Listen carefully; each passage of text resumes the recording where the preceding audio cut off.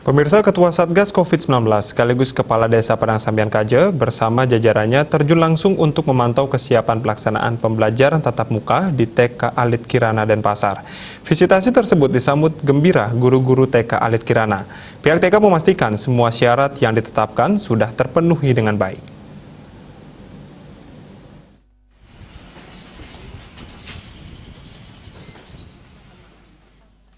Visitasi yang dilaksanakan Ketua Satgas COVID-19 sekaligus Kepala Desa Padang Sambian Kaje ke TK Alit Kirana berkaitan dengan persiapan pembelajaran tatap muka yang akan dilaksanakan di TK Alit Kirana.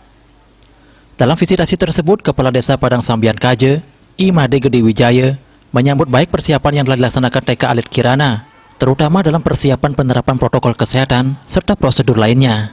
Menurutnya, segala persyaratan telah terpenuhi dengan baik.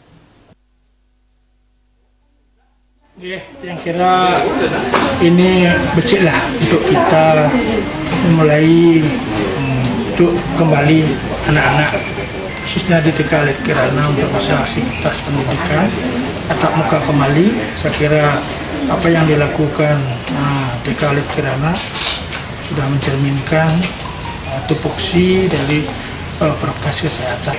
Kami berharap sih nanti semua yang terlibat di TK Alit Kirana ini satu mentaati prokes, kemudian bisa berkomunikasi dengan satgas di desa maupun masyarakat di sekitar, sehingga apa yang kita harapkan bersama. Kesiapan lain yang berkaitan dengan pelaksanaan pembelajaran tatap muka juga telah terpenuhi dengan baik. Terlebih semua tenaga pengajar telah menerima vaksinasi dengan dosis lengkap. Visitasi yang dilaksanakan oleh Satgas COVID Desa Padang Sambian Kaje ke TK Alit Kirana terkait persiapan kita melaksanakan PTM.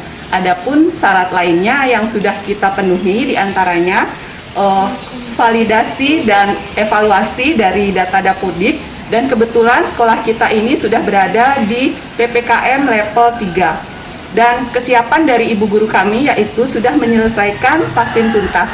Harapan kedepannya PTM dapat terlaksana di TK Alit Kirana dan meminimalis terjadinya hal-hal yang tidak diinginkan.